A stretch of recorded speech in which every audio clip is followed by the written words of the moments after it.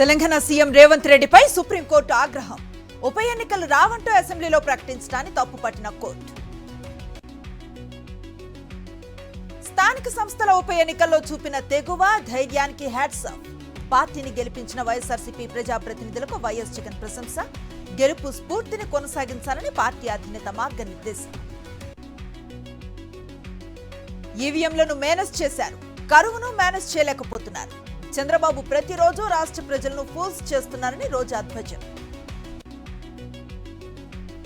ఖమ్మం జిల్లా కూసుమంచిలో bank manager అత్యుత్సాహం. రుణం సకాలంలో చెల్లించకపోవడంతో గొర్రెలు తీసుకువెళ్లిన మేనేజర్. కామారెడ్డి జిల్లా బస్వాపూర్ గ్రామంలో దొంగల స్వైర విహారం. ఆలయం సహా 9 ఇళ్లలో చోరీ. సీసీ కెమెరాల్లో రికార్డైన దృశ్యాలు. ఎండ తీవ్రత అధికం కావడంతో అడుగంటిపోతున్న భూగర్భ జలాలు. భూపాలపల్లి జిల్లాలో పంటలకు సాగునీరు అందక అన్నదాతల ఆవేదన. పెద్దపల్లిలో సన్నబియ్యం పంపిణీ కేంద్రం వద్ద Congress BJP war. MLA Vijaya Ramana Rao సాక్షిగా బాహాబాహి.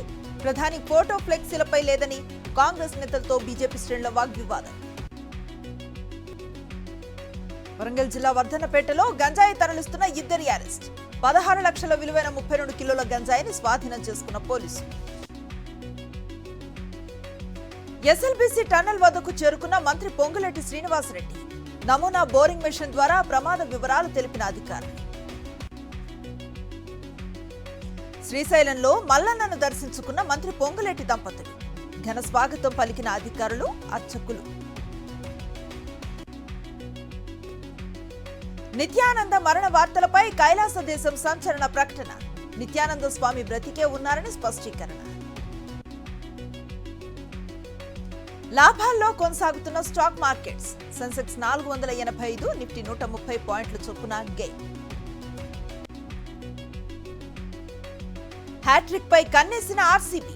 ఇవాళ బెంగళూరు వేదికగా గుజరాత్తో పోరు.